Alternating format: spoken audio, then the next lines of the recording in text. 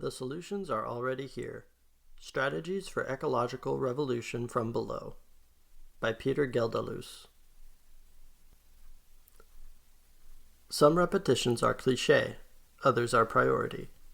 I dedicate this book to those we owe a future, to Rowan, to Bruno, to Ara, to Lucia. Now we push right past to find out how to win what they all lost. Santigold. This book is about solutions to the crisis that is destroying our planet and so many of its inhabitants. It is not another warning that will only make us more depressed about the problem. Neither is it a quick fix designed to make us feel better for now, as the problem only festers. It is about staring the problem in the face and being honest with ourselves about the changes we have to make to truly solve it. Because the exploitation of the planet is interrelated with the exploitation in human societies, the ecological crisis is very much a question of justice, reparations, or revolution. Consistent with all the critiques I present here about climate apartheid and green colonialism, all of the author proceeds from this book will go to Indigenous initiatives against ecocide and for the recovery of their territories in Indonesia and Brazil, to communities who supported this book by giving interviews and arranging for its translation into other languages. Chapter 1. A Wide-Angle View. The Bare Bones. The Situation Now and Our Likely Futures. Our planet is suffering a crisis that is both catastrophic and unprecedented. The catastrophe is present all around us. We can measure it, and we can experience it.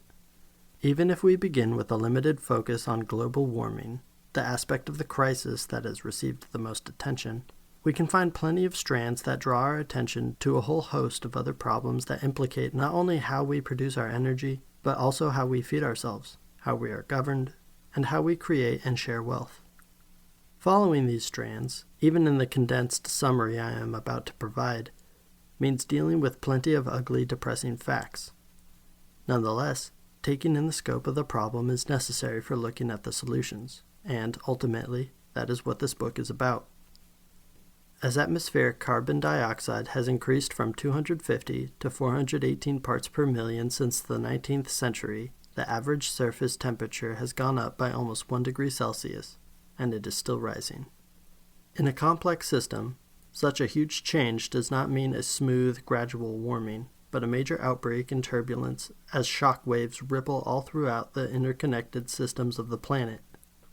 These shock waves include more violent storms, heavier rainfall, more deadly flooding, and catastrophic landslides. And on the other hand, more intense droughts and widespread wildfires. The west coast of North Africa, after experiencing its most intense drought in 1,200 years, went up in flames in the summer of 2020, with fire intensity in California and Oregon many times higher than in any year of the preceding 2 decades.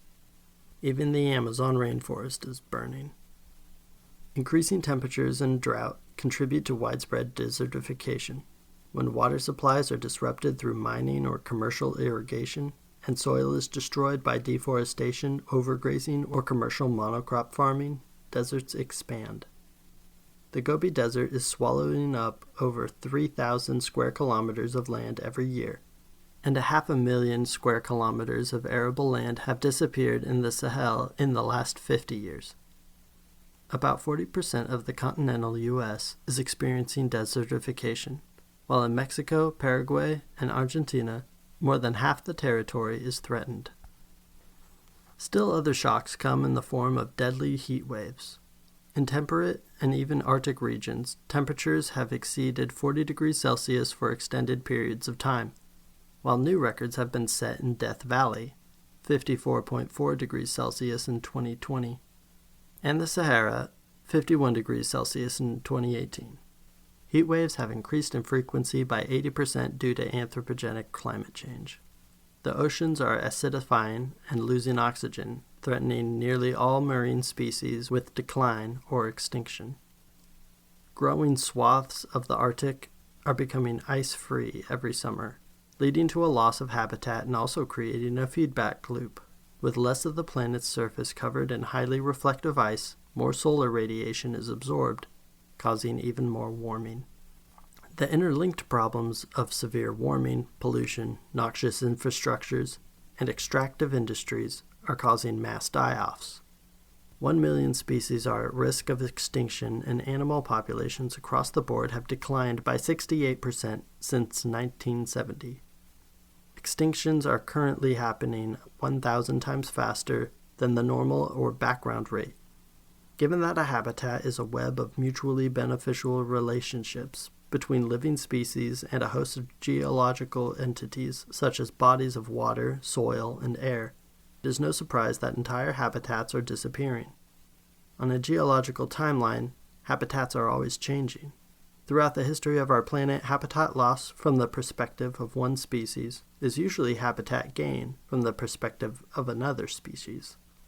And though we are right to associate water with life, even the spread of deserts has often been a shift from one kind of biodiversity to another kind. However, at an accelerating pace over the last century, we have witnessed a wholly different kind of change that can be described as an objective loss of habitat for all living beings: the proliferation of wastelands or dead zones. These are places that, in quantitative terms, have low biodiversity and low biomass. In other words, hardly anything lives there, as though an entire area has been removed from the living world. A prime example are oceanic dead zones, large areas of an ocean or sea that become depleted in oxygen and subsequently devoid of most forms of life. The dead zones proliferating today are caused by chemicals from industrial agriculture saturating a watershed and causing algae blooms that consume all the oxygen. There are currently over 400 such dead zones worldwide, including in the Chesapeake Bay off the coast of Louisiana, in the northern Adriatic, the Kattegat Strait between the Baltic Sea and the North Sea, and the coastal waters in China, Japan, and New Zealand. Another example of a wasteland, a former habitat that our society has made unsuitable for life, are the toxic sites poisoned by a wide variety of industrial practices, manufacturing, especially in the chemical and electronics industries. Mining and energy production result in huge quantities of toxic waste that is lethal to humans and other life forms. Much of this pollution stays in the environment for a long time, with examples including the radioactive byproducts of nuclear energy, with a half-life of 1 billion years, or synthetic chemicals like PFOA, a carcinogen used in Teflon that is so stable it is all but indestructible. These toxins are concentrated at the point of production, or intentionally stored in a waste dump. With a cavalier mentality, such sacrifice zones are justified as a necessary price for people to have air fresheners or new cell phones, though in truth no sacrifice zone is perfectly isolated, with carcinogens and other poisons leaking off into the water, soil, or air for the foreseeable future. In other instances, however, poisonous chemicals are intentionally pumped into the environment as widely as possible, as in the case of the 2.5 million tons of pesticides used for industrial agriculture every year. In the United States, highly contaminated industrial wastelands are placed within the Superfund system, which lists 40,000 toxic sites spread across the country. 50% of the population of New Jersey live within 3 miles of a Superfund site. Cleanup is paid for by consumers and taxpayers. However, most sites are left to slowly leak out with no cleanup whatsoever. The impact and meaning of a toxic site are impossible to convey quantitatively. In order to understand just what is being done to the planet, perhaps we need to get a little more visual. The most devastated places I have ever seen were an open-pit copper mine in the Atacama Desert and Sierra Minera in Cartagena, Spain. The Atacama Desert is the driest place on Earth. Walking across the face feels like being on the surface of another planet. And the longer you spend there, the more you pay attention, the more you realize how alive it really is.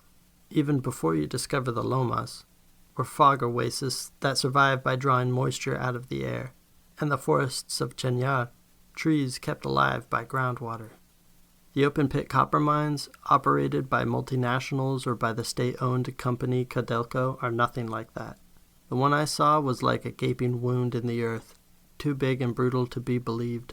It was unsettling the way the mine, clearly excavated without any concern for the harm it entailed, was nonetheless dug out in a semblance of geometric perfection, a terraced abyss of concentric rings, like some deeply unhappy creature's idea of beauty. The devastation of the habitat, the scars of the heavy machinery, countless tons of explosives, and toxic runoff had resulted in a landscape hostile to life itself, and the death it caused went well beyond the gigantic hole in the ground, nearly a kilometer deep and several kilometers across. All the water stolen by the industry has irrevocably depleted the water table that fragile desert ecosystems depend on. Many once lush forests and desert oases are now graveyards of desiccated trees. The Sierra Minera of Cartagena has been mined for 2,500 years since the times of the Phoenicians and Carthaginians. In the mid-20th century, multinational mining companies switched to the more profitable open-pit mining system.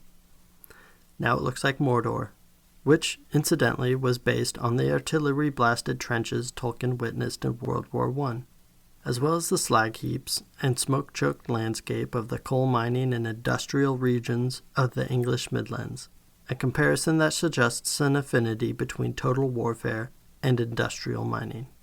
Denuded hills carved out in unnatural shapes, a long interplay of excavations, the roads flattened to carry minerals away, and then erosion as mud and rock gave way to wind and rain, and then baked dry in the sun.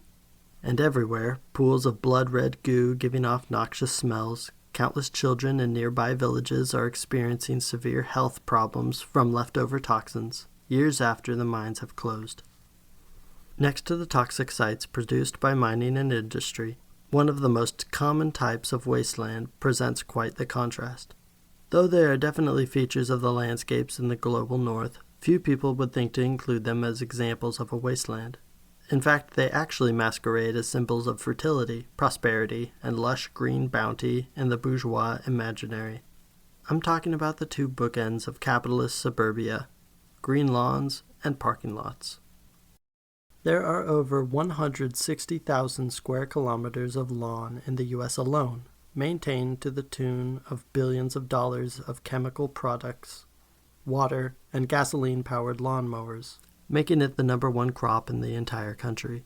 This huge expanse, twice as large as all of Ireland, is home to a tiny number of grass species, which are cut short before they can feed any pollinators, and serves as a meager habitat for a small number of bugs. It is, in other words, far more desolate than a desert. Parking lots and asphalted areas are more generally the companion to the artificially green residential subdivisions. To fulfill their dream of consumer bliss, all those isolated houses with parceled lands require individualized transportation, cars, and abundant places to leave those cars while shopping and working. Mortgaged home ownership, consumerism, and car culture form the normative idea of success and happiness at the center of American capitalism, an idea that has globalized considerably over the past decades. Between roads and parking lots, 158,000 square kilometers across the U.S. are covered in pavement. This is almost as much land as is dedicated to wheat farming. In the UK, it's around 8,000 square kilometers. Aside from constituting a dead zone hostile to nearly all forms of life, parking lots and roads are a source of water pollution and urban heating. The destruction of Earth's living communities has a major impact on human life as well. One study found that in 2018, 1 in every 5 deaths around the world was caused by fossil fuels. The World Health Organization estimates that between the years 2030 and 2050, climate change will cause an additional 250,000 deaths every year, though this only counts excess deaths. Deaths in excess of rates previously considered normal. From more severe heat waves, loss of access to clean water due to climate change, malnutrition caused by drought, and the geographical spread of the malaria zone. The already alarming figure of 2.5 million people killed every decade by the energy, agriculture, and manufacturing industries does not take into account the complex way that different aspects of the ecological crisis are interrelated. beyond just climate. Take all the deaths caused by contaminated drinking water. Deforestation causes erosion, which, together with a climate trend towards more violent storms, increases flooding, one of the principal ways drinking water is contaminated. And the shift from localized subsistence agriculture to commercial cash crop production, the Green Revolution encouraged by leading governments, corporations, and institutions the world over, multiplies the wasteful use of water as well as poisonous runoff. Contamination of water is also caused by mining, waste dumps, and urbanization. The result is that 500,000 small children are killed every year. While only a small portion of those deaths are directly attributable to global warming, access to clean water is undeniably an ecological issue, a question of how we treat our environment and what kind of economic activities we promote to make a living, as appropriate as that phrase often is, as inappropriate as that phrase often is.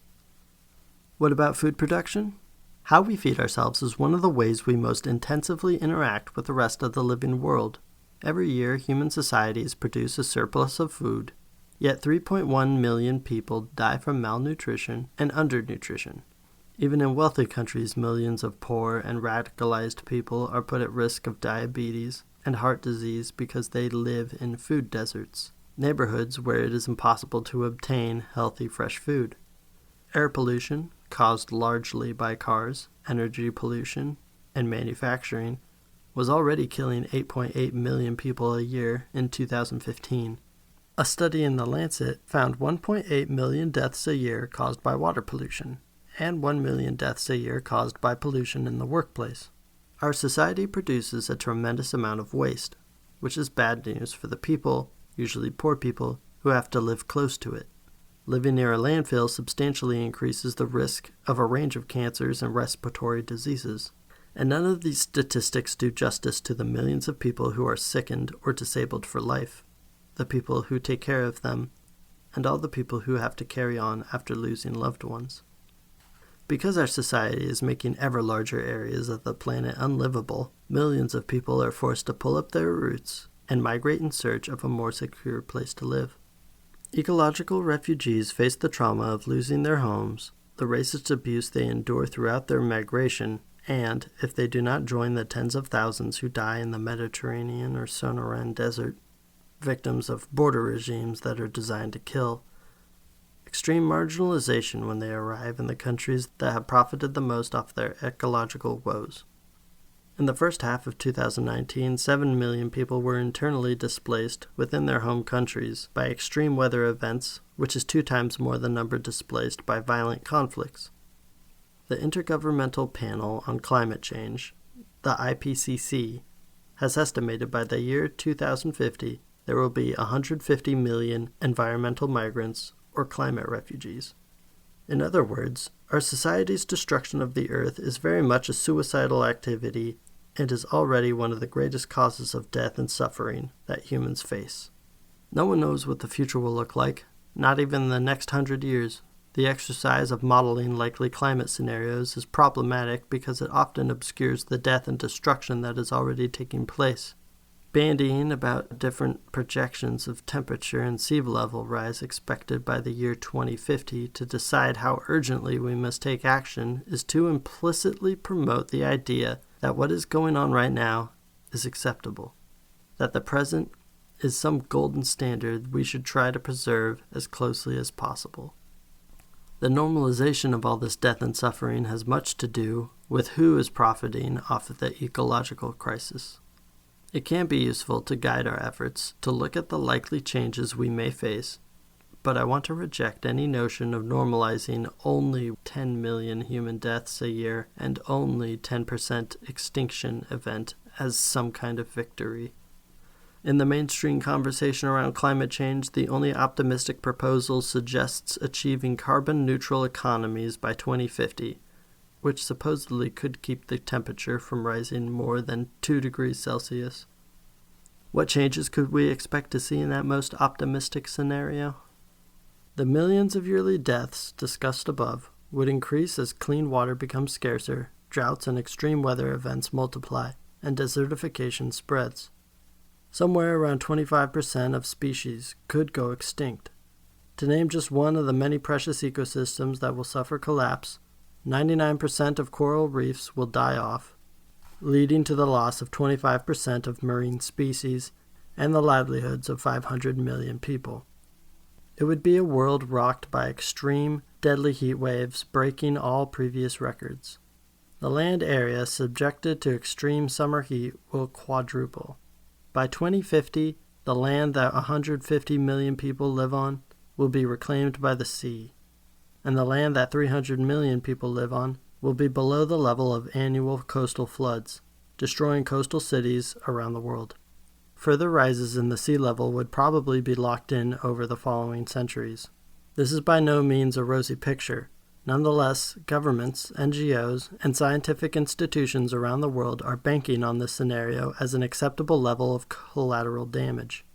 It is no wonder that the breathless chorus of mainstream voices cheerleading the optimistic goal of going carbon neutral by 2050 rarely discuss the extreme suffering and devastation that actually accompany their chosen timeline. City governments around the world run web pages touting their smart city plans for public transportation, ride shares, and green energy. Think tanks and NGOs try to whip up enthusiasm with a few politicians who have actually committed to the goal, and barely any of them mention what this rosy scenario means for the planet and its people. Yet it's even worse than that. There is no guarantee that going neutral by 2050 will actually function as the meager containment wall it is being sold as. Scientific predictions relating to climate change have consistently underestimated the intensity and timeline of projected changes. To name just one example, a summer heat wave in Alaska in the year 2019 led to a massive salmon die-off. The science director for a local watershed nonprofit spoke about a climate model they had prepared just 3 years earlier that included moderate and pessimistic scenarios. Quote, 2019 exceeded the value we expected for the worst-case scenario in 2069, she told the media. Runaway warming might be caused by a number of feedback loops that are already reaching their tipping point. When the IPCC first introduced the concept of climate tipping points 2 decades ago, they believed that no such tipping point would be triggered shy of 5 degrees Celsius of warming. Now they recognize that many tipping points can be triggered with just 1 or 2 degrees of warming, and there is in fact evidence that some have already begun. These include the collapse of ice sheets, which would substantially decrease the portion of the Earth's surface that reflects solar radiation back into space. As the polar regions warm at an accelerated rate, Arctic permafrost is beginning to thaw. This has the potential to release a huge amount of methane, a greenhouse gas roughly 30 times more potent than carbon dioxide. Boreal forests in Siberia and North America are also falling victim to warming through more frequent forest fires and insect plagues. The massive tree and soil die-off means the release of more CO2. The Amazon rainforest, currently home to 1 in 10 species on the planet, and absorbing 600 million metric tons of carbon a year, is in danger of turning into a giant savanna, or even a desert. Droughts caused by warming, together with the deforestation for commercial agriculture, work together to take their toll. The estimate is that when the Amazon loses between 20 and 40% of its forest cover, the entire ecosystem will collapse.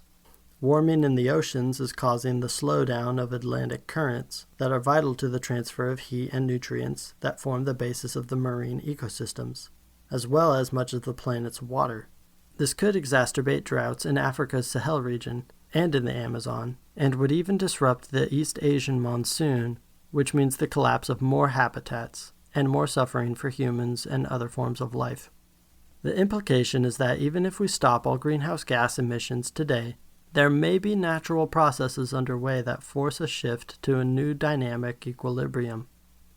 A hothouse planet, unlike anything nearly all species alive today, have evolved to survive.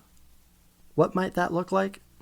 A 4.5 degrees Celsius rise in temperature could mean 50% of all species would go extinct, and that's only in a short-term analysis.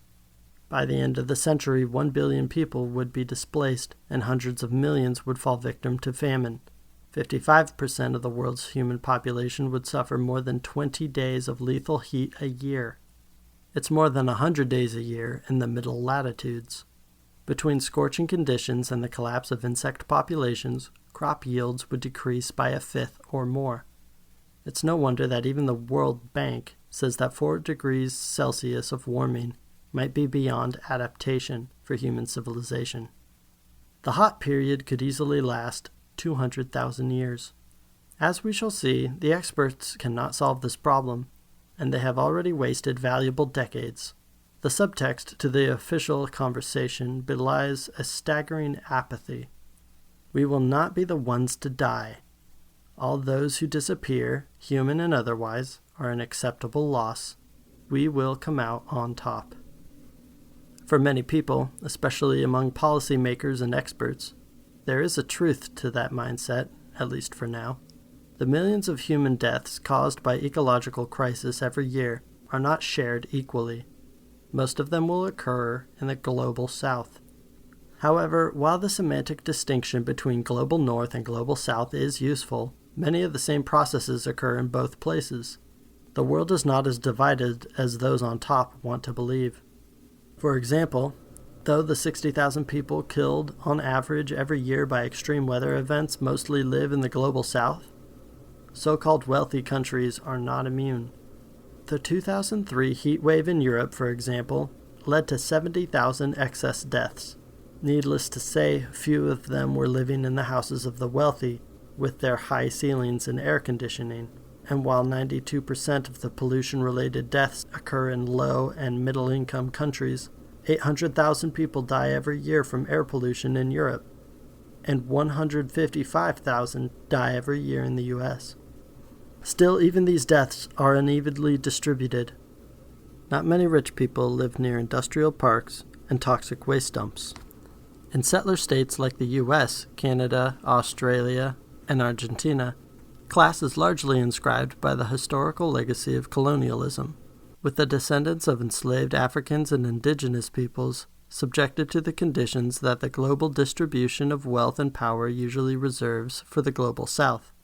When Hurricane Katrina descended on New Orleans in 2005, killing 1,800 people, anyone paying attention saw that the way infrastructure was built in poor and black neighborhoods left people vulnerable, whereas infrastructure in wealthy white neighborhoods was designed to protect people. And contrary to the spontaneous initiatives of mutual aid that constituted the primary lifesaver, with neighbors helping neighbors survive the storm, and ex-Black Panthers and anarchists setting up the first on-site clinic, government responses focused on shooting neighbors trying to take clean water or diapers from supermarkets and then making sure that only middle-class and wealthy residents could return to the city. Gentrification by God, as Neil Smith wrote in the aftermath of that storm. There is no such thing as a natural disaster. The disaster was produced and directed by economic and political structures. Those who currently hold power in our society, those who have failed us tragically, do not have our interests at heart, nor those of the planet. And, in fact, our interests and the interests of the earth are one and the same. We do not know how disastrous these next decades may be, but there is one certainty that can give us hope and courage. There is not a single scenario in which taking action in defense of ourselves, in defense of one another, in defense of all the interconnected life on this planet, can fail to make things better. In the biosphere, everything is connected. The ecological crisis beyond carbon. The default assumption in our society has been that nature is mechanical rather than communicative. For something to be communicative, it has to have subjectivity. And if it has subjectivity, it becomes harder to justify treating it like our personal toilet or gold mine. Although there have been extraordinary biologists and other experts who have seen in the living world the same mutuality and communicativity that others see, the history of the scientific method, from Francis Bacon to the present, has in other ways been a process of trained scientists getting dragged kicking and screaming, sometimes by their own research, away from the notion that intelligence or personhood are the exclusive properties of educated white men. Nonetheless, that original assumption still frequently pops up as the default in many intellectual circles. It feels false to state what has become undeniable, that we can benefit a great deal from observing and learning from other forms of life. The reason it feels so is that to pass from a society that treats the rest of the world so horribly to one that sees benefit in learning from others is just a continuation of extractivist models of knowledge that are part and parcel of the extractivist economy that has wreaked havoc on the Earth's living communities. Recognizing that other living beings have their own voices helps us perceive the ways everything is connected, which in turn shows that we cannot take a piecemeal approach to the ecological crisis. A few years ago, I started keeping a list of all the bird species I saw in my area. Anyone who does bird watching knows that even if you appreciated birds before, you really begin to observe them on a different level once you train your gaze to distinguish between one species and another. Few species stay still long enough, in plain view, and with good lighting, to allow for a positive identification on size and color alone, assuming you do not have an expensive pair of binoculars.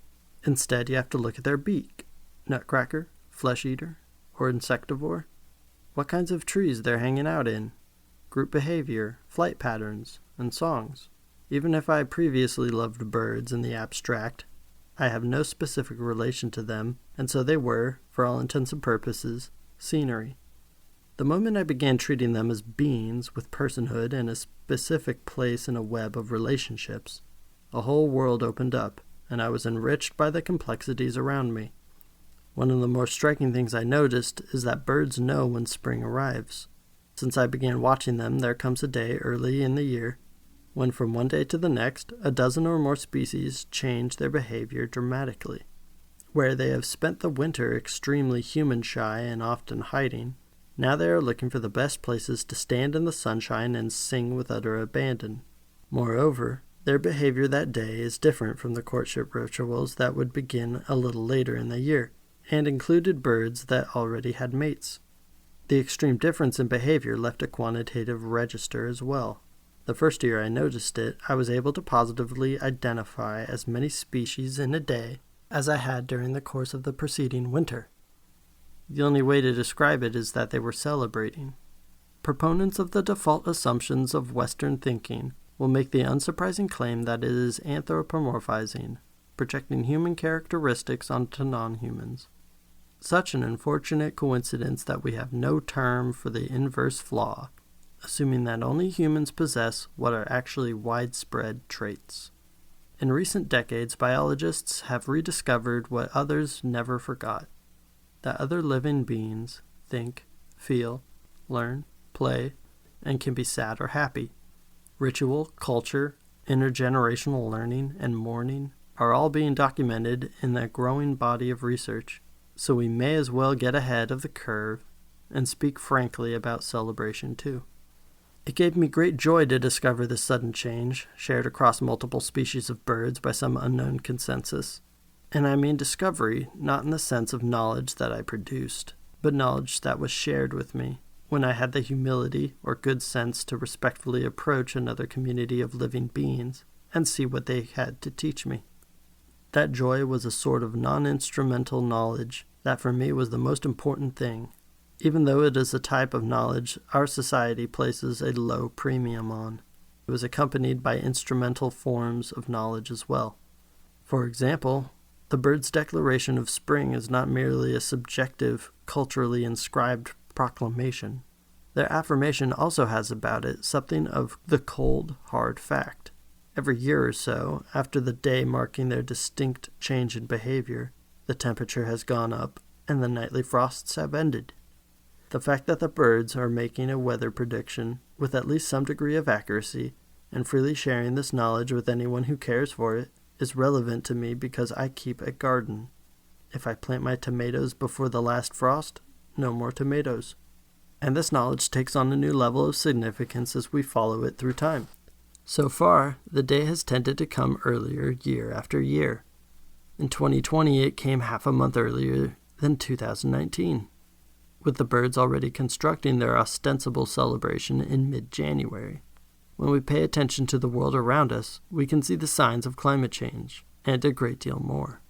I live in Catalonia. Starting in March, we experienced almost 2 months of strict lockdown.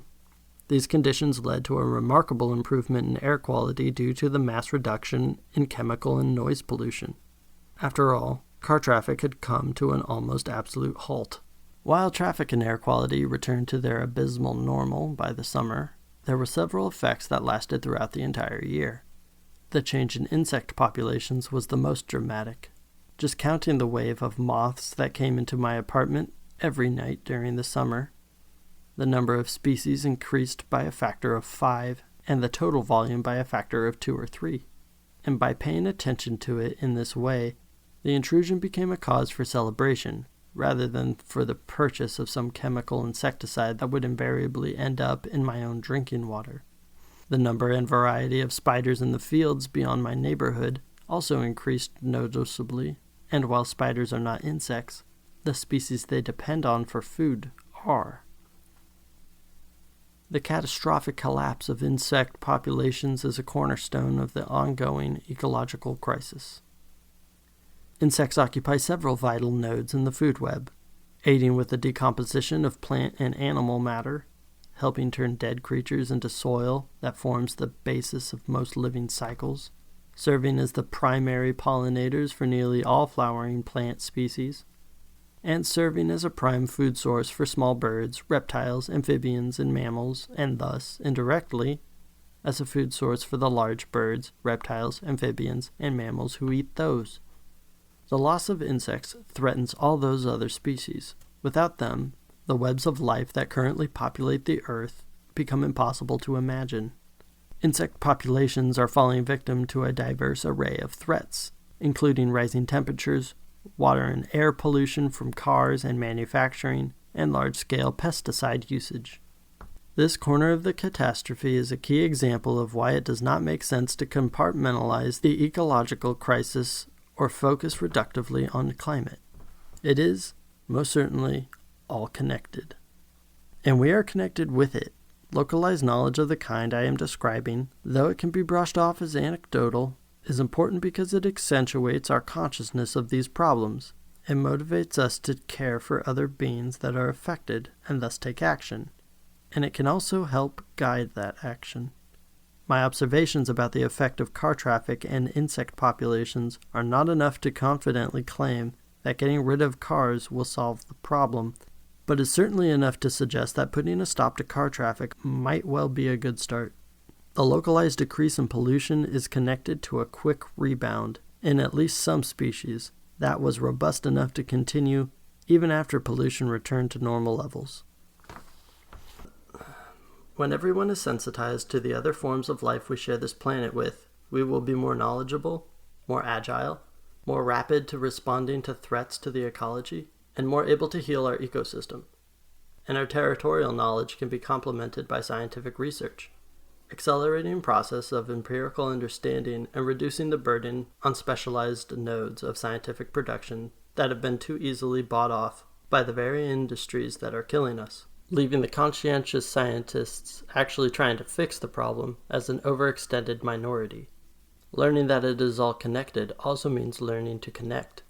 Ornithologists and conservationists trying to restore devastated Atlantic puffin populations on the island of coastal Maine failed year after year until they learned to think like a puffin. Atlantic puffins were decimated by commercial hunters in the late 19th century. By the late 20th century, the islands they might have used as breeding colonies were either wildlife refuges protected by the government or simply isolated rocks no longer targeted by any extractive industry, hunting or otherwise. Though they were safe, puffins did not return to breed on many of the small islands where their populations had been extinguished.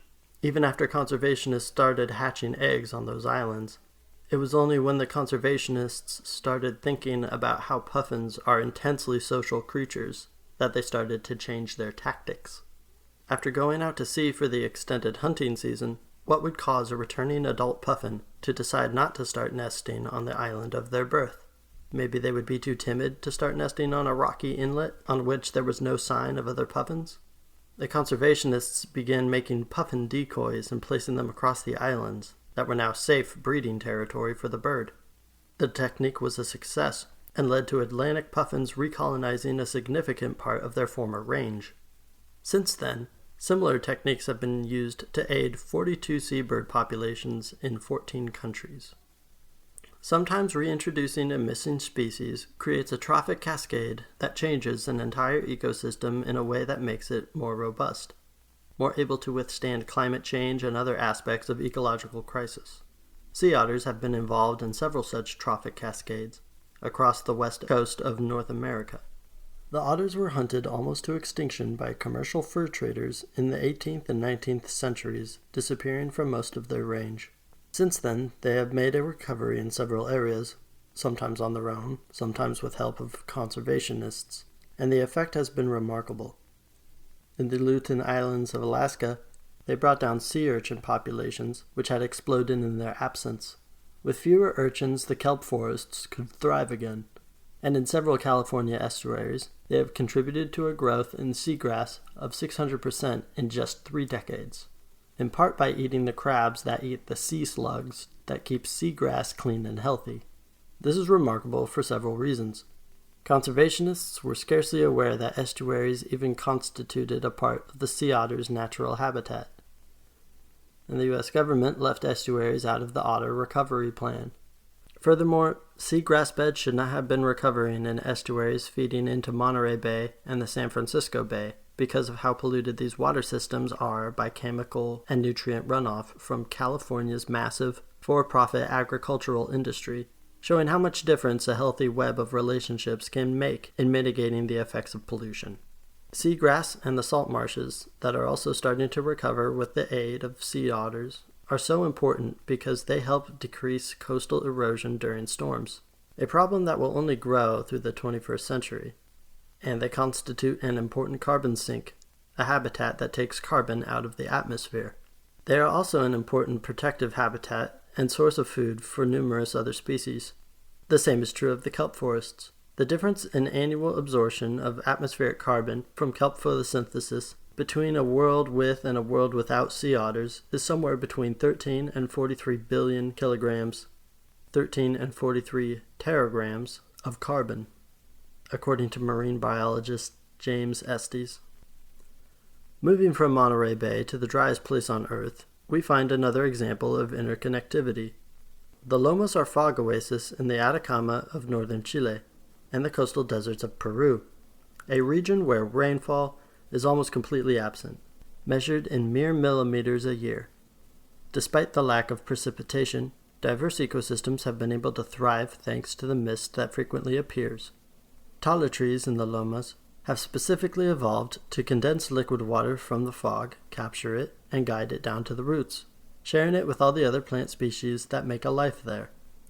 Despite the desert conditions, there are 1,400 plant species throughout the different lomas forests. Nearly half of them are found nowhere else. Most of the lomas, however, have been damaged or destroyed as a result of Spanish colonization and the exploitive economic practices that it unleashed, such as commercial grazing, logging, and mining. While they once covered 15,000 square kilometers, they have now shrunk 90% of their former range. The city of Copiapó, called St. Francis of the Forest by the Spanish, now sits in a desolate valley mostly devoid of trees, and even its river has dried up. Yet humans were a healthy part of lomas ecosystems. Before colonization, the Chiribaya culture irrigated 85 hectares of farmland and had grazing land for alpacas and llamas at a town near Ilo, fed entirely by 4 springs coming from the lomas. Now the area is mostly denuded. Conservation efforts in the lomas initially did not take into account the role indigenous peoples have played in their ecosystems. Ecologists rediscovered what the land's indigenous inhabitants had already known: that certain taller trees, like Calcipina spinosa, the tara tree, played a keystone role in the lomas ecosystem by capturing water from the fog. Yet when they tried and failed to reseed a new generation of tara trees, their investigation into why reseeding efforts were unsuccessful finally revealed what should have been the most obvious oversight. Genetic analysis suggests that indigenous peoples intentionally seeded and cultivated tara trees, aided by their llamas and alpacas, who ate the fruit and digested the coating of the seeds, making them more likely to germinate. The cattle, sheep, and goats favored by commercial colonial agriculture, incidentally, would not touch the taro fruit. A similar theme begins to emerge when we look back at the catastrophic pattern of wildfires in western North America. About 3 years ago, it began to be widely reported in mainstream media that Western fire suppression techniques were largely responsible for forests becoming saturated with explosive amounts of brush that led to cataclysmic wildfires, and that the traditional techniques of the indigenous people from the region, like the Karok, Yurok, and Mono, were actually far superior. They constituted a folk technology designed to prevent cataclysmic wildfires as well as ensure a healthy forest with high biodiversity and plenty of species humans could subsist off of. With a satisfied tone that suggested some historical wrong had been corrected, many of these articles mentioned that government forestry and park bureaucracies would begin to consult with the indigenous former custodians of the land. Or they simply mentioned that scientists had begun to, quote, study indigenous techniques, an ambiguity that is ominous to anyone aware of what it has historically meant for scientists to study non-Western peoples. None of the mainstream articles I could find mentioned the especial cruelty with which white people occupied the western part of the continent, from the Spanish and Mexican concentration camps to the massacres of the California gold rush. None of them offered much detail on how native-controlled burnings were part of a web of interrelated practices, both economic and spiritual, that linked field agriculture with forest gardens and hunting, protecting an ecosystem that offered humans a healthy and varied diet, and ensured a place for a diversity of other species, and that gave people meanings as part of that ecosystem in which the other living beings were their relatives. Few of them even mention how indigenous forestry techniques were suppressed together with their language, their religion, their practice of commoning rather than private property, all while they were being violently forced off their land. And none of them discuss where those indigenous nations are today, what sort of economic conditions and social discriminations they face, and how they are fighting for justice or redress. At most they describe government-tribe partnerships, apparently devoid of conflict or inequality. Even alternative progressive media tends to be weak on these details. After the major catastrophic wildfires in Australia in 2019 and 2020, similar articles began to appear with regard to Aboriginal fire and forestry techniques, replicating all of the same patterns. A typical mainstream news article is full of quotes from settler academics, but does not quote nor mention by name a single Aboriginal person, community, or people. As Matisse and Cree writer Mike Goldhawk remarked, acknowledgement isn't the opposite of erasure, doesn't stop erasure, and can facilitate further erasure, and things worse than erasure. Colonizers have been playing the two off each other since the beginning of colonialism. What becomes undeniable the more we look is that all across the world humans are a fundamental part of the ecosystems we live in, from the Arctic tundra to the temperate forests to the Amazon and the Atacama. But it is also hard to deny that there are very different manners of being human, with a huge gulf between them. There are the humans who constitute a keystone species, consciously holding their local ecosystems together with intelligent, traditional, decentralized, and adaptable technologies. And there are the humans who constitute the number one threat to life on this planet. The idea that humans are the bad guys in the ecological crisis is too simplistic. It lets us off the hook for the soul-searching we need to do to fix the problem. Because if we are the bad guys, there is something inevitable about what is going on, and the best we can hope for is to choose the lesser of evils. This plays directly into conventional conservationism, preserving some small parcel of nature, roped off from our evil influence, of course, to mitigate the devastation and also visit occasionally, paying an entrance fee perhaps, and to reflect on some mythical paradise lost. When we begin to look at the connections between the destruction of nature and the destruction of other humans, the narrative becomes more complex. The looming extinction of the orcas of the southern Salish Sea has garnered a good deal of media attention, focused especially on one Puget Sound pod. No whale in that pod had given birth in 3 years, until one female got pregnant in 2018. However, her baby died soon after birth, and she carried the body around in mourning for 17 days, over more than 1,000 miles. The orcas have all but stopped breeding for a variety of reasons that are not fully understood, but all of which have to do, not with humans per se, as the Puget Sound orcas have happily been neighbors of humans for thousands of years, but with this second type of human, whose outline is starting to emerge. Principal causes likely include noise from many large ships that ply the waterway, as well as the declining Chinook salmon populations, victim to the hydroelectric dams that clog up most of the rivers in the watershed. Industrial population is another factor. In the 5 years up to 2018, Boeing dumped thousands of times over the legal limit of extremely toxic PCBs into the Duwamish River, part of the Puget Sound watershed. A leader in the aerospace industry, Boeing is a major armaments producer. Is there a relation between Boeing's habit of releasing poisonous chemicals into the environment with no regard for the harm they will cause, and their willingness to profit off machines designed to kill, destroy, and maim, primarily for the benefit of the country most likely to use weapons against civilian populations in other parts of the world? To suggest otherwise seems willfully naive. A different war measure subsidized by the U.S. government in the 19th century presents an unlikely precedent to Boeing's amoral profiteering. A war measure that completely transformed the Great Plains of North America. Throughout that century, the settler government pursued a series of wars against hundreds of indigenous nations as part of its design to capture an entire swath of the continent. From sea to shining sea, the idea of manifest destiny synthesized Puritan notions of white supremacy with the equally supremacist and teleological scientific ideas of the day. From the clockmaker god of Enlightenment founding fathers to the social Darwinism of the late 19th century. Indigenous nations that successfully fought back against the U.S. war of conquest belied the supposed destiny of continental domination and threw a wrench into the gears of Euro-American progress. In particular, the alliance of Lakota, Cheyenne, and other Great Plains nations, the victors of Red Cloud's War of 1868, and the vanquishers of Custer's 7th Cavalry, blocked a major conduit in the colonization of the West and thwarted Yankee pretensions of superiority. U.S. war planners came to realize that indigenous knowledge of the territory and their ecological niche as nomadic hunters sustained by vast herds of millions of bison gave them advantages in guerrilla warfare that would be hard to overcome.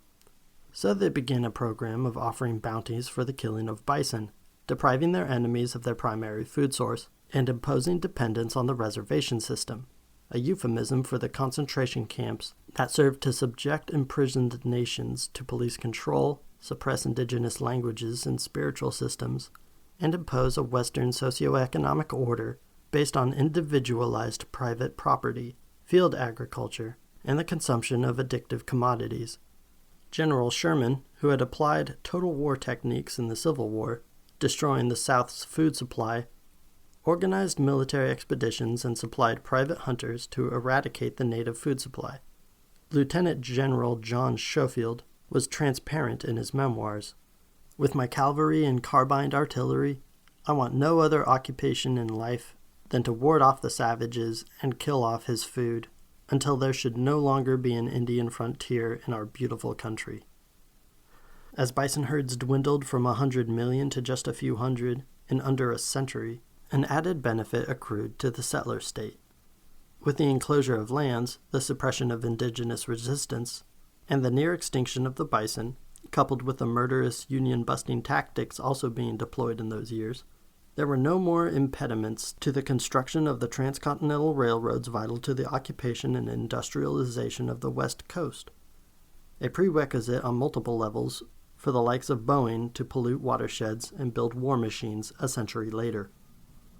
The replacement of bison with for-market field agriculture and cattle herds belonging to individual owners who sent their livestock by railroad to the industrial slaughterhouses of Chicago and thence to feed the blooming populations of the East Coast metropolises directly contributed to one of the greatest ecological disasters of the early 20th century, the Dust Bowl.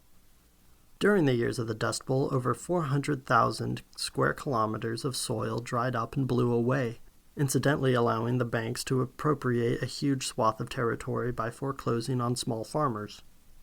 What we have here, then, is a strategic war measure, ideated, organized, and subsidized by the state, deployed by settler paramilitary entrepreneurs in that pattern of diffuse police action particular to settler democracies that fed into capitalist projects of industrial development and primitive accumulation, which in turn simultaneously operated as both cause and consequence of ecocide. In other words, a broad expanse of thriving ecosystems was intentionally destroyed as a counterinsurgency strategy of catching the fish by draining the pond. The continued destruction of those ecosystems was accelerated by the capitalist economic processes that the counterinsurgency measures deployed by a colonial regime had made possible. In broader terms, this constant counterinsurgency is being waged not against an inert nature, but against a dynamic practice. Commoning is the practice of holding the land in common, but it also goes much deeper than that. It can be viewed as an ecological rather than an economic practice, as the goal is not to alienate wealth, to produce commodities for a market and thus accumulate capital that can be reinvested in more ecologically destructive/economically productive activities. On the contrary, the goal is to procure the health and well-being of the members of the community in a way that preserves their autonomy, through an interdependence with the local ecosystem rather than a forced dependence on an accumulative economy. This means that commoning constitutes a roadblock to capitalism, and also a zone of illegibility and resistance to state authority. Due to their ecological interdependence, commoning societies tend towards ecocentric worldviews and practices, though this does not mean that they are immune to the world-hating philosophies present in Christianity and individual scientific progressivism that often serve as the handmaidens to colonialism. The war on the commons has in fact been one of the main philosophical and economic endeavors of liberalism from the 18th century to today. One aspect of this war has been the now discredited myth of the, quote, tragedy of the commons, an idea put out by major landowners with no direct experience of commoning, who want very much to warn their fellow man that preventing landowners from privatizing common resources leads to scarcity and chaos. Of course, it leads to a scarcity of investment opportunities for those who would own all of society, and by chaos, the ruling class has always meant the self-organization of the lower classes. The commons have been suppressed not by reason, but by centuries-long military and police campaigns that continue to this day. The British government, both at home and in their colonies, frequently employed the death penalty against peasants making use of communal resources according to traditional norms. And a large part of the substance of colonization was the destruction of indigenous practices of commoning in Africa, Asia, and the Americas. In the Spanish state, areas with long traditions of defending the commons were at the forefront of the anarchist collectivizations during the Civil War in 1936. One of the responses of the Franco regime was to accelerate the depopulation of the countryside, in part by flooding several mountain valleys for the construction of major hydroelectric dams.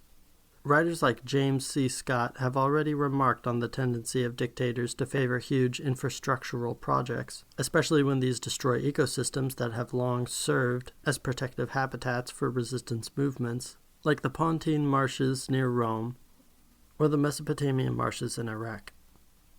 The depopulation of the Pyrenees had already begun in earnest in the 19th century through deforestation to provide fuel for the ironworks necessary to industrialism and to the building of the railroads. The railroads were a convenient vehicle for directly seizing and enclosing communal lands, as well as being necessary for the economic acceleration of industrialism.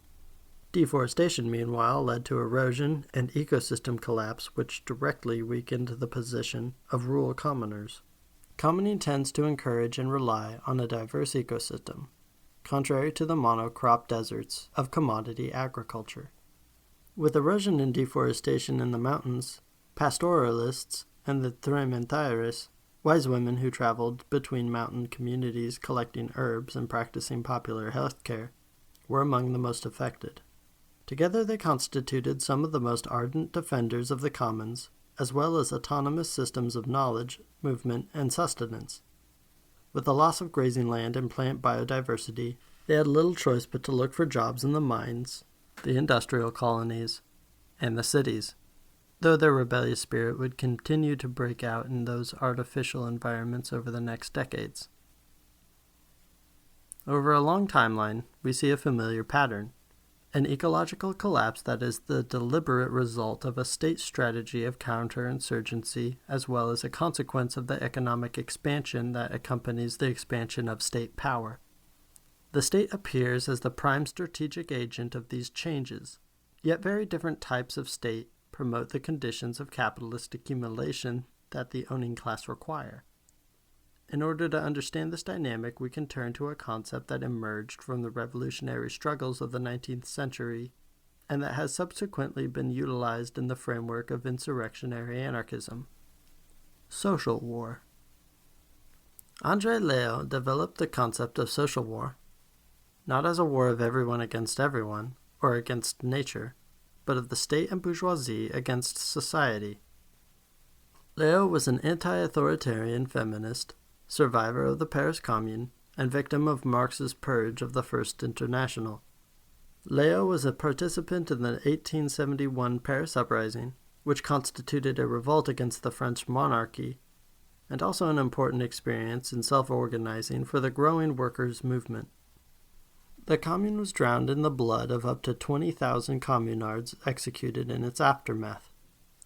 A witness to how the repression was instituted in a more permanent form after the firing squads had finished their gruesome labors, and was worked invisibly into the very fabric of society's political and economic forms, Leo theorized that the statist capitalist order constituted a constant war of the dominant classes against all of society.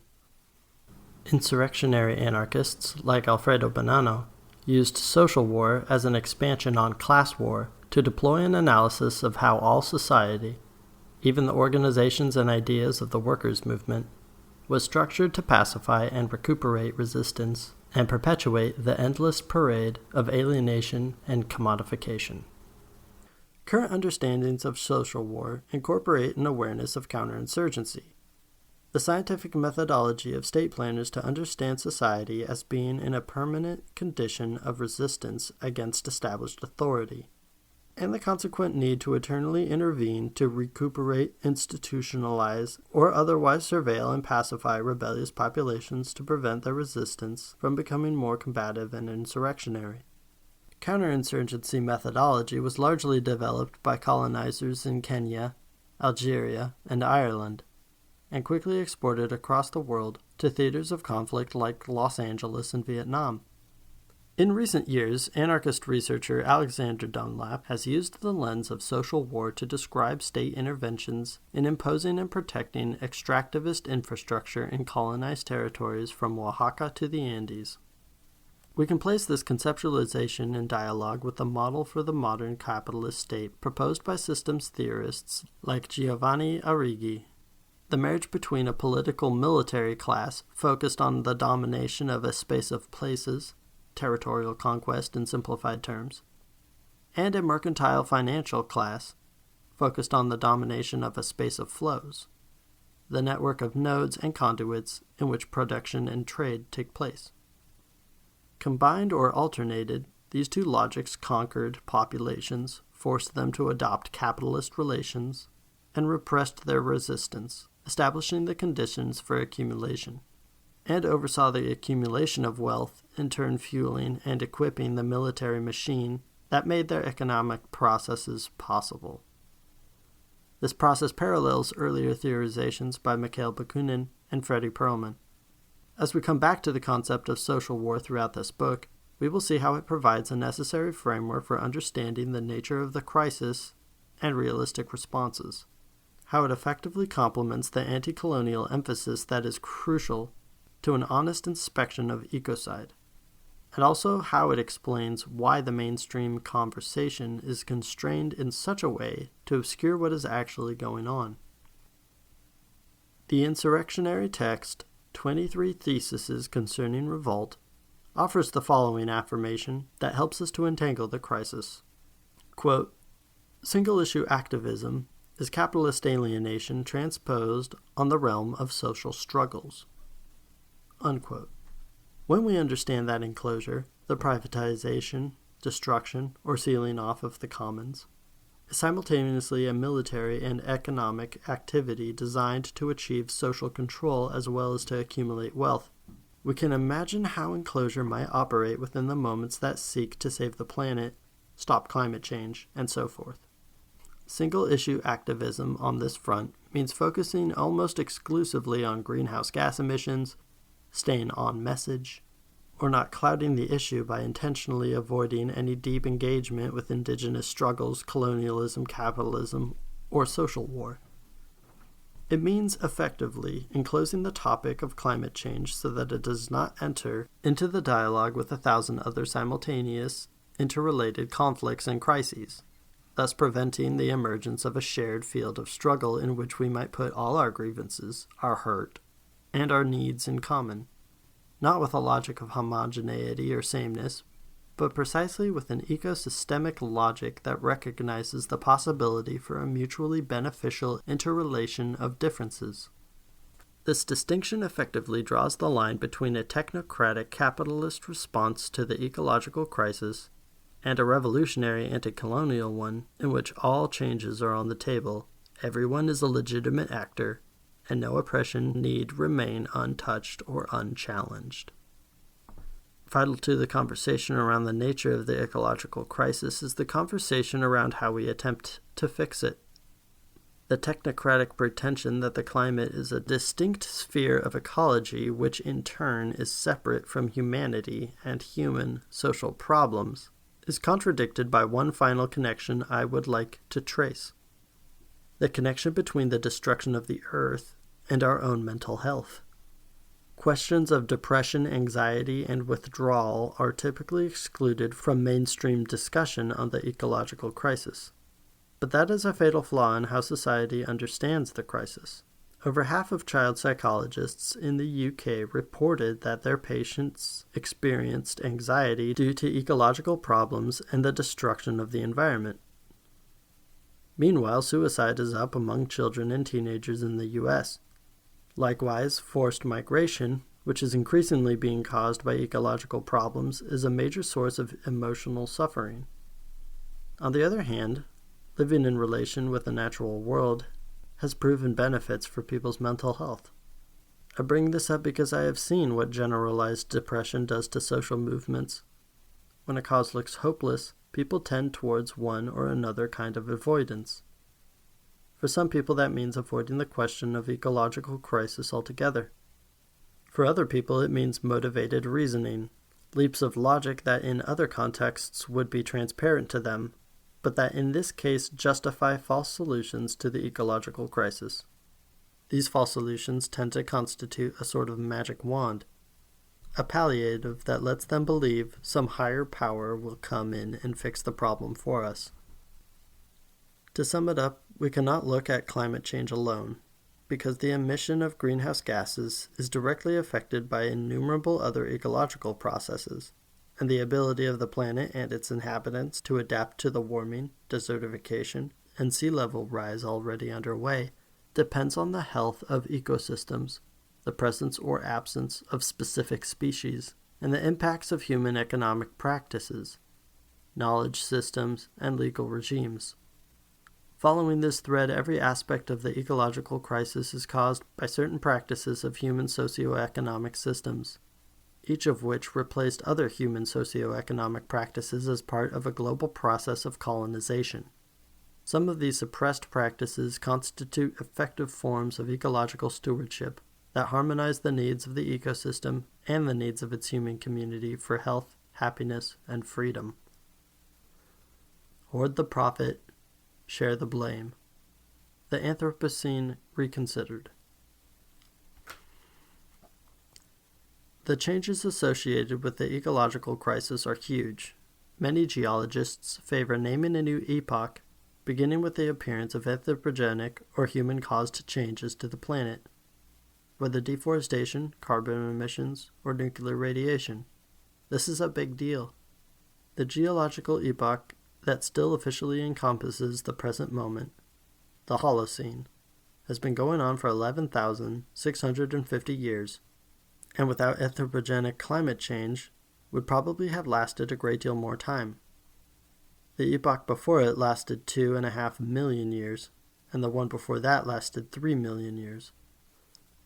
The proposal for the name of the new epoch is the Anthropocene, the geological age defined by humans, anthropos, even down to the rocks and the chemical processes of the planet. How fair, how accurate is it to blame these changes on humans? Though the society that is causing this major ecological crisis is truly global, it only became global through a particular course, and not everyone has the same relationship to it. It might not be my society in the same way it is your society. To understand why this is so, we need to take a little jaunt through the history of the ecological crisis in the society that has produced it. Homo sapiens diverged from another early hominin 300,000 years ago. However, human-related problems capable of destroying life systems on a planetary scale only began to emerge some 200 years ago. What's more, human social and technological evolution is nothing like a smooth linear progress from less to more ecocidal behaviors. The society that today reveals itself to be undeniably ecocidal is not some machine that was 300,000 years in the making. The vast majority of human history did not contribute to the present moment, and the idea that human technology is synonymous with ecocide is baseless and, on inspection, racist. It erases the vast majority of human experience, especially that which is external to Europe and its cultural offshoots. Because a planetary ecological crisis is unprecedented, we can try to find its roots in continental and regional scale ecological crises. In fact, such crises go back about 4,000 years, or just over 1% of human history. And because the idea of an unlinear human history is such a pervasive myth, we should also be clear that ecocidal behaviors do not constitute the most recent 1% of human history. Rather, ecological crises were extremely rare 3,000 or 4,000 years ago, happening in just one tiny portion of humankind's overall territory. What kinds of human societies have caused the collapse of entire ecosystems? As it turns out, there is a clear pattern of major civilizations destroying their soil through deforestation and overexploitation, and then experiencing some kind of political or population collapse. Xing Chu documents how, through the history of Chinese civilization, economic expansions correlate with increases in catastrophic flooding. Both, in turn, are related to deforestation. Deforestation dramatically decreases the absorption of rainfall, leading to flooding, and economic expansion in an accumulative status society means the construction of massive palaces, temples, and navies, the clearing of complex forest gardens for denuded monocrop fields, and robust fuel consumption not just for human needs, but for the export economies based on metal, brick, and ceramic production. Deforestation can also spell the disappearance of resources on which a city depends, as when the capital of the Japanese state, Heian, was largely abandoned in the 12th century CE after the surrounding forests were all cut down. A multifaceted ecological crisis was perhaps the major cause of the decline of the city-states of classical Greece. Deforestation, loss of soil fertility, water and air pollution, the local extinction of species like the lion and leopard, localized climate change towards greater aridity and higher temperatures, the subsequent spread of tropical diseases like malaria, all were caused by the state-building and economic accumulation of the Greek city-states. Cities like Athens built commercial empires through colonial outposts from the Black Sea to Iberia. Through trade or war and enslavement, they made local populations dependent on manufactured goods produced in the center, and in turn had them send back metals, grain, timber, hides, wool, meat, perfumes, and enslaved humans. Athens and other metropolises were dependent on the colonies for most of their food needs, especially as deforestation in Attica, Macedonia, and Peloponnesus sharply decreased domestic agricultural productivity. They also had to feed an inflated workforce of artisans and slaves, such as the 11,000 laborers who toiled in the 87 miles of tunnels of the Laurium silver mines to dig up a metal of no biological utility. All that accumulation attracted the greed of neighboring states and sparked internecine disputes for dominance.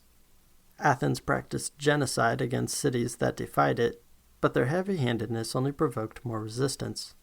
Attica was definitively deforested to build the warships that would defeat the Persians, 449 BCE, and that would sink to the bottom of the Aegean and Ionian seas in the Peloponnesian War, 431 to 404 BCE. In that same century, Athens would have to export its metallurgy industry to be closer to the remaining wood sources. Attica lost about half its population between 431 and 313 BCE. The stilting of harbors from erosion triggered by deforestation was so extreme that multiple port cities lost their access to the sea, and coastal cities like Priene, Myus, and Ephesus became inland cities. There is also evidence that deforestation contributed to the collapse of the Roman Empire, something the government itself recognized when the empire started taking measures, too little too late, to preserve their forests. All these examples concern ancient states. States are relatively rare in human history, and only in the last few hundred years have they come to dominate the entire globe. But one thing it seems all states do is destroy their environment. States need to be able to rule a subject population and exploit wealth from them. This leads them to impose monocrop field agriculture. Monocrop fields are easy to tax because they all become ripe at the same time. The amount of tax due is easy to calculate on the basis of simple geometry, much of which was developed for this exact purpose, and the subject population cannot simply run away from state territory, a primary response of people to state authority right up until states became universal, because their food security is tied to fields that can easily be found and destroyed. On the contrary, stateless populations that have to exist in defiance of state authority tend to rely on diverse practices of food autonomy, favoring a mix of hunting, gathering, forest gardens, and root crops that are easy to hide, easy to disperse through a non-flattened, illegible stateless landscape, and that can be harvested when most convenient for the harvester. Incidentally, and in clear confirmation of the usefulness of the concept of social war, state-resistant food practices encourage people to eat sustainably as part of a robust ecosystem, reject authoritarian forms of organization, and facilitate defensive guerrilla warfare, whereas statist practices of monocrop agriculture make it easier to surveil, extort, and control subject populations, destroy biodiversity, and they eventually lead to ecological crisis. There are also plenty of examples of states passing laws to protect portions of their environment, though states will act to prevent environmental degradation only when their economic interests are shown to be directly threatened, and, I would add, when their social control or national security are threatened. This has several implications. Often because of the nature of tipping points, states tend to take action too late. Furthermore, the purpose of state conservation is never to restore ecological health or even to protect the survival and quality of life of its subject populations. It is to preserve its wealth and power. This is one of the origins of the very concept of conservation, roping off an area of designated natural resources to protect it from human usage, though at the same time to preserve it for other uses the state deems strategic. Conservation, therefore, tends to be an act of enclosure, an attack on the very practices of commoning that actually make it possible for humans to respectfully take part in an ecosystem. The French state provides a good example with the creation of the artificial lands forest throughout the 19th century. draining off extensive wetlands that supported a largely autonomous pastoral population in favor of pine plantations to benefit the timber and turpentine industries. There are other grave implications to the logic of state-driven conservation. Since the objective is strategic, state conservationism is accompanied by ecological imperialism. The game is about protecting your domestic resources while destroying or occupying the resources of your neighbor. The British Navy, which was the primary vehicle for Britain's massive colonial empire, ensured a supply of large trees needed for ship construction by expropriating communal forests and excluding peasants from the forest ecosystem they had long relied on pain of death. The government even began applying the death penalty to anyone who obscured their face with charcoal, a practice peasants had taken to so as to be able to gather firewood or hunt in anonymity. Bestseller Jared Diamond has told a story about forest conservation during Japan's Edo period that has become something of a parable for many environmentalists desperate to believe that the right government can flick a switch and begin protecting natural resources as a sheer act of will or mere policy divorced from any other considerations. What actually happened is more complex. Statist militarism and warfare were major drivers of deforestation in 16th century Japan. After a bloody series of wars to establish centralized control, the Tokugawa shogunate tried to preserve state power and prevent collapse by encouraging feudal relations between classes. The military/political class had rights of exploitation, but subject to clear limits, and the laboring class had a high degree of economic autonomy, as compared both to imperial slave economies and liberal modernity. The shogunate passed laws preserving the mountainous areas as forest land, in part hunting reserves for the elite, and in part village commons. But it was local village councils and not the government that carried out actual practices that restored the decimated forests. In other words, the state undertook these measures to provide a social release valve to avoid combined threats of social collapse and economic collapse. They did not have the capacity to carry out their dictates or manage reforestation. It was largely left to common people to do this. The feudal compromise allowed the Japanese state to survive, and the next chapter in the story illustrates why it is not a good idea to entrust states with power over the environment. Because the state policy reflects the state's interests, not our own. With the Meiji Restoration, state powers centralized rapidly, and industrialization proceeded in leaps and bounds as the fledgling empire sought to compete with neighboring states and intruding Euro-American powers, militaristic competition being an inherent problem where states are concerned. The Meiji government legislated forest protection, but these protections were on paper only, another recurring theme when it comes to state-led conservationism. And the bountiful forests of the Edo period were quickly cut down for railroads, building construction, and factories. In tandem, the Japanese government began an aggressive drive towards resource imperialism, conquering Taiwan, Korea, Manchuria, and other territories, and setting itself on a path to carry out some of the major genocides of the 20th century. In the post-war period, Japan was able to replenish its depleted forests around the time its emerging high-tech economy favored the importation of cheap forestry products from poorer neighbors that could not afford the luxury of ecological protections in the new neoliberal economy. The Japanese market has been one of the major drivers of deforestation in the tropical forests of Malaysia and Indonesia. While it seems that all states are ecocidal, not all societies that damage their environments are states. However, social hierarchies still play a role. The Rapa Nui society, called Easter Island by colonizers, experienced a population collapse when their soil failed due to deforestation around year 1600. Rapa Nui oral history speaks of a more centralized, hierarchical political system before the decline. Carving and transportation of the Maui, stone statues that elevated the elite status of clan leaders, required extensive scaffolding and especially rolling logs, and was one cause of deforestation together with extensive agriculture. Deforestation was so extreme that several tree and other species went extinct and the topsoil eroded, leading to severe food shortages. I should point out that several white writers have likely exaggerated the extent of the collapse and spun lurid tales of cannibalism, despite a scarcity of evidence of increased interpersonal violence.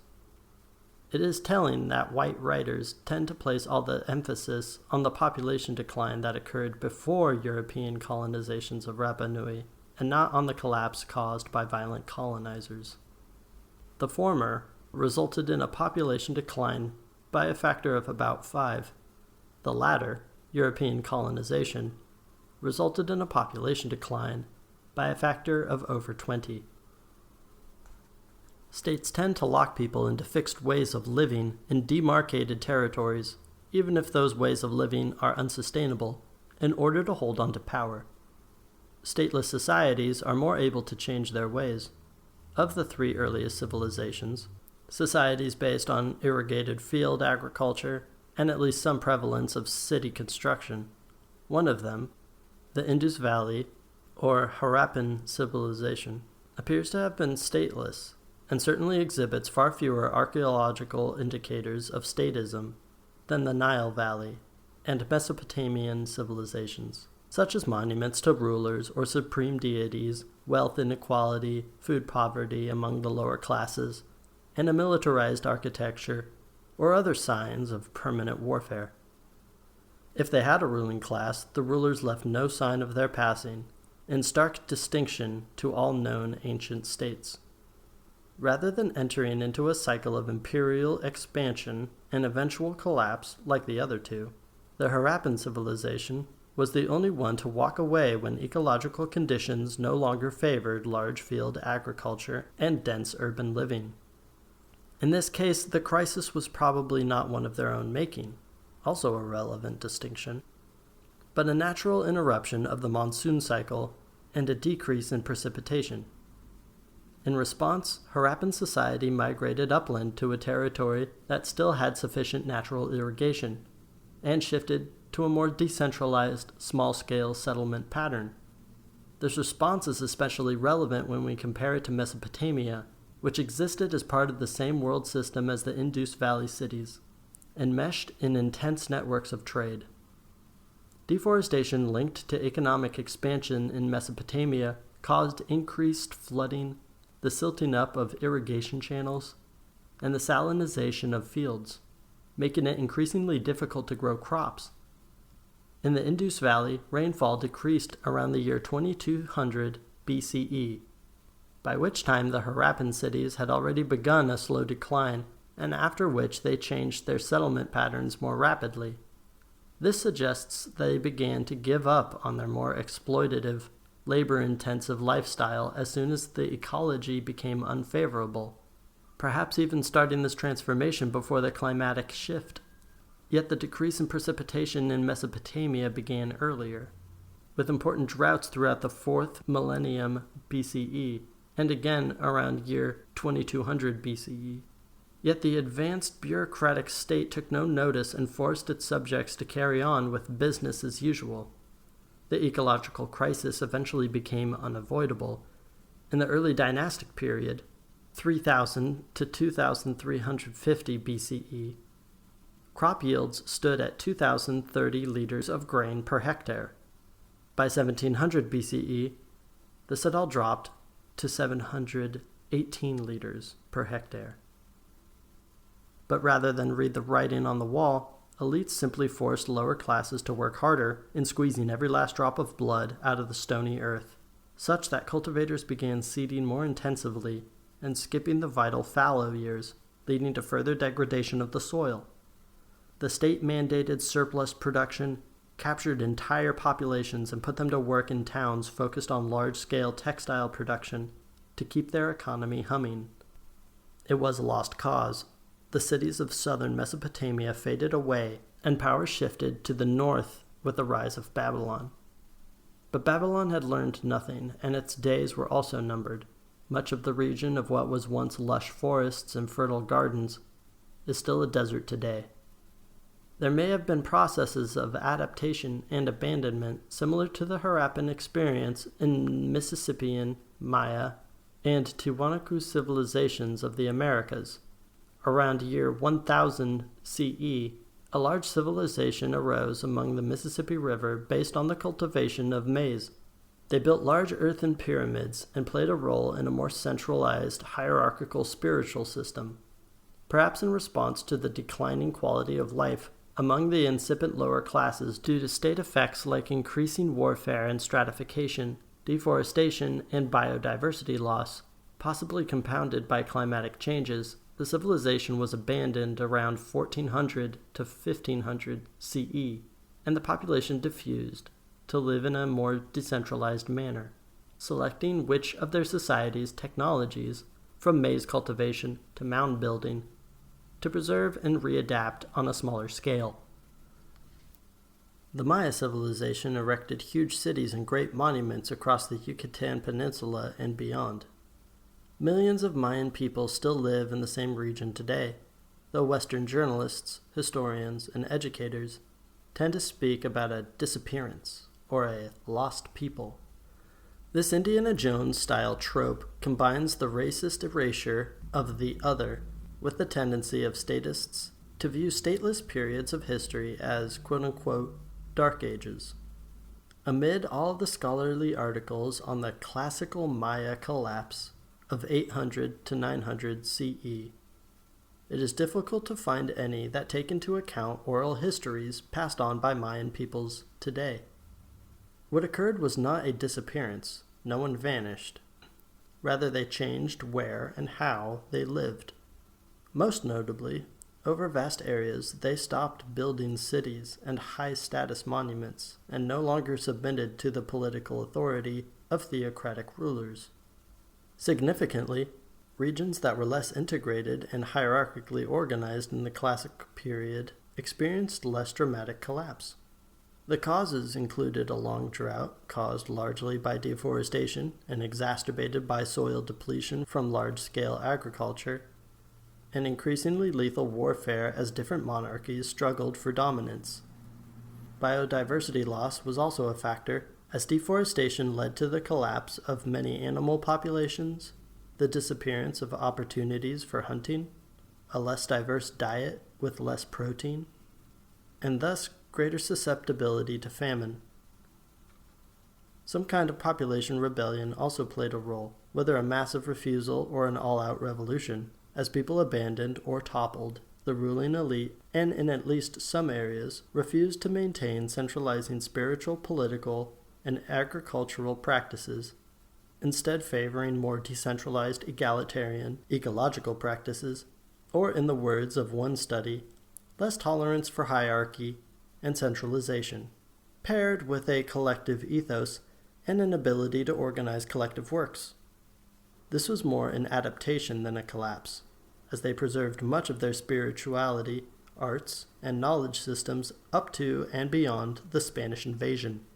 The social mobility that allowed them to survive the havoc wreaked by their governors also allowed some of them to escape Spanish domination for nearly 2 centuries by moving to geographies most illegible to European colonization.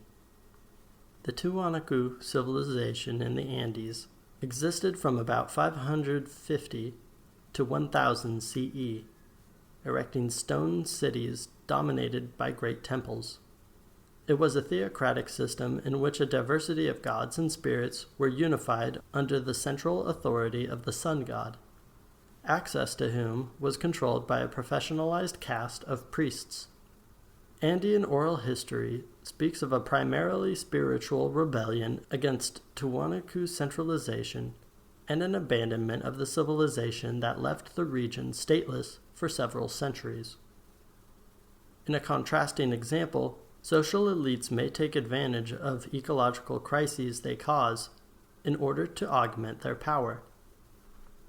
It seems possible that in both ancient Egypt and Hawaii, before colonization, an ecological disaster created a population of environmental refugees who could be exploited in ways that popular social values previously would not have allowed, granting elites access to a subject population and a dependent labor force necessary for accumulating wealth and power.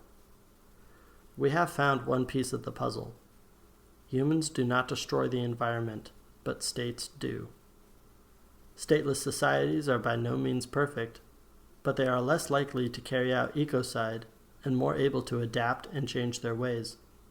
Entrenched hierarchies inside and outside states often encourage ecocidal behaviors and prevent adaptation. Throughout human history, revolution has been a common sense and effective response to the ecocide conducted by ruling classes. If we do not revolt in the face of ecocide, the likely result is that states will increase their power and intensify their exploitative practices.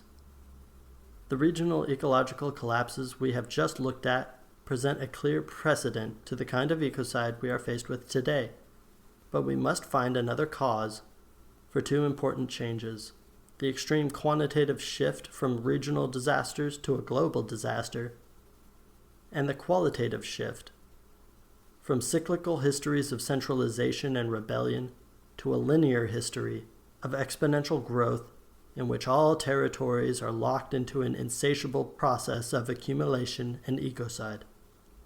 Industrialism is an obvious candidate, but I would argue that placing the blame on a society of smokestacks and fossil fuels is to confuse cause with effect.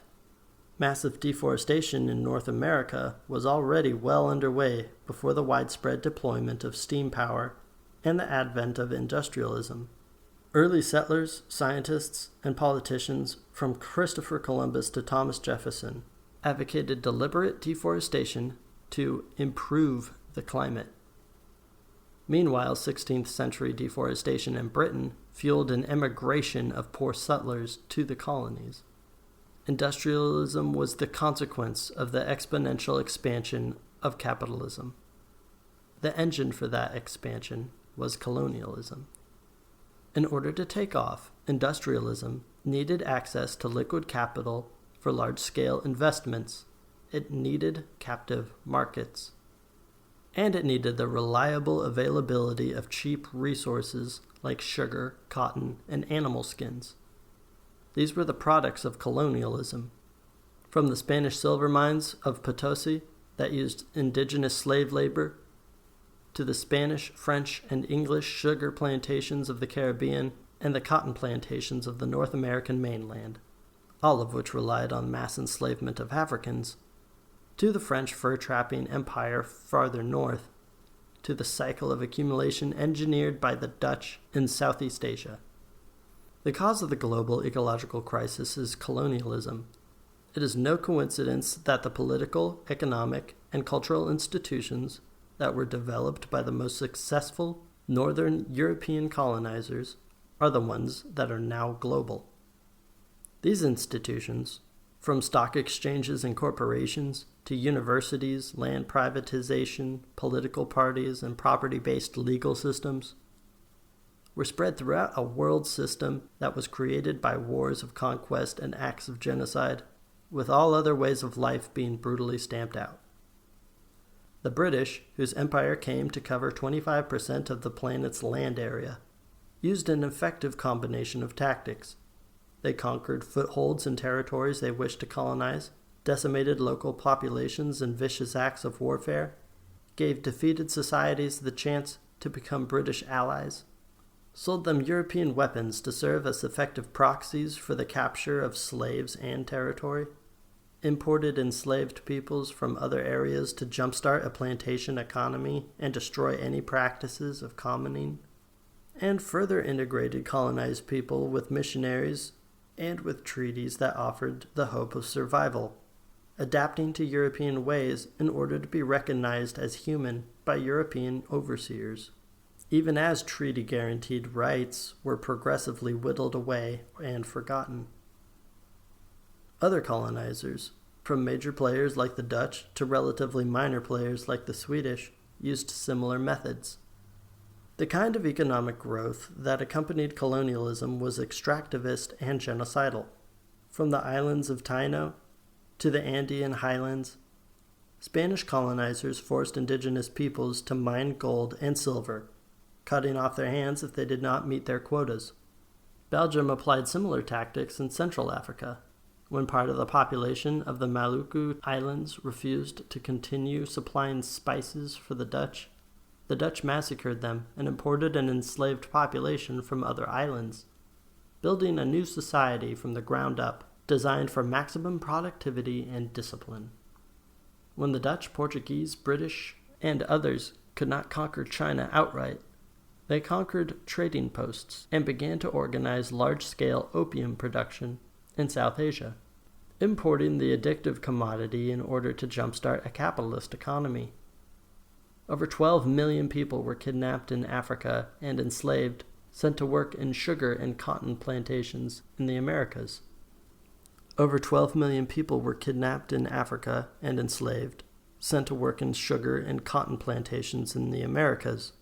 1 to 2.5 million died in the terrible conditions of the transatlantic voyage, and many millions more died from the wars encouraged by European slave traders in order to get their captives.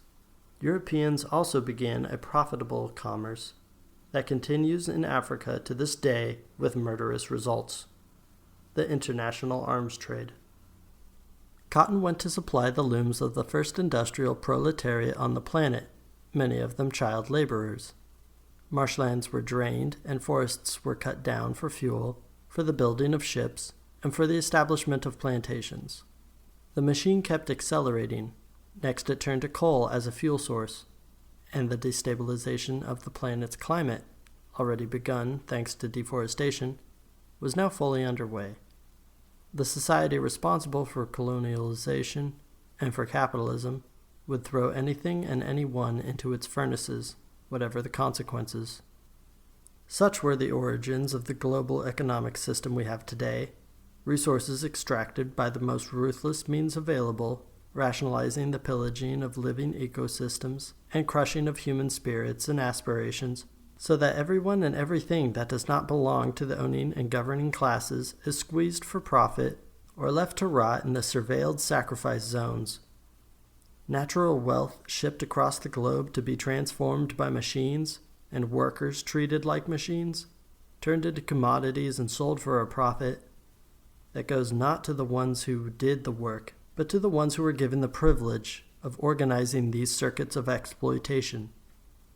Profits reinvested in similar exploitative ventures, or in fatuous gambling on the likelihood of such ventures to turn a profit, on future prices and currency values, anything that satisfies the fundamental imperative of capital to accumulate more capital, growth by any means necessary. Never before in human history had capitalist logistics been hegemonic in human life and the life of the planet. With the new model of the state, effectively fused with capitalist accumulation, conquering the globe and effectively criminalizing and destroying the commons everywhere, forcing the entire human species out of its myriad ecological niches and into a suicidal dependence on a growth-based economy.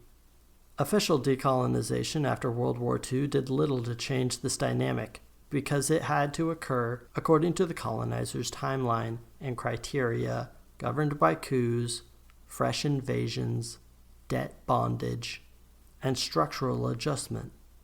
It is more accurate to speak of neocolonialism than of any substantive end to colonialism. The shift to new forms of colonialism only strengthened the implantation of Western institutions. If colonialism created the possibility for a global ecological crisis, the crisis is currently accelerating not through inertia, but because the same global system, in updated form, has intensified. More powerful than ever, the stockholders and governors of this system not only hoard the wealth, they are uniquely responsible for the devastation caused by an extractive economy. The wealthiest 1% is responsible for double the CO2 emissions of the poorer half of the global population. While some humans are profiting immensely off the destruction of the planet and doing everything they can to prevent meaningful change, other humans are doing everything they can to protect the land and preserve healthy relationships between humans and the rest of the ecosystem. Consider that 80% of biodiversity on the planet is to be found on indigenous territory. Saying that humans are responsible for ecological devastation is a continuation of colonial racism, and it is an insult to the people who have fought against obliteration to preserve their way of life and their relationship with their territory. It is also an insult to the many people who, despite growing up in a culture totally infused with the values of capitalism, have risked their lives and freedom to defend the land and halt destructive development projects. And it is an insult to the hundreds of millions who are subject to extreme poverty or absolute precarity by the very same economic order that profits from ecocide, who have to worry about their personal survival and that of their family and community, and do not have the luxury of choosing between different job opportunities and consumer products based on how ecological they may be. As Catherine Yusof argues in A Billion Black Anthropocenes, the framework of the Anthropocene is racist, and it also serves to obscure our view, to hide the actual system at the heart of the problem. People in the global South, people dehumanized by Western slavery, colonialism, and racism, finally get included in the category human, just in time to share the blame for the devastation caused by a social system that has ravaged them far more than they have profited from it. The ecological crisis is not only the greatest crisis we face, it also encompasses nearly every other crisis and conflict, including the economic crisis that subjects billions of people to precarity or crushing poverty, the crisis of legitimacy that is plaguing governments worldwide, and the technological crisis that juggles problems of totalitarianism, surveillance, and mass unemployment.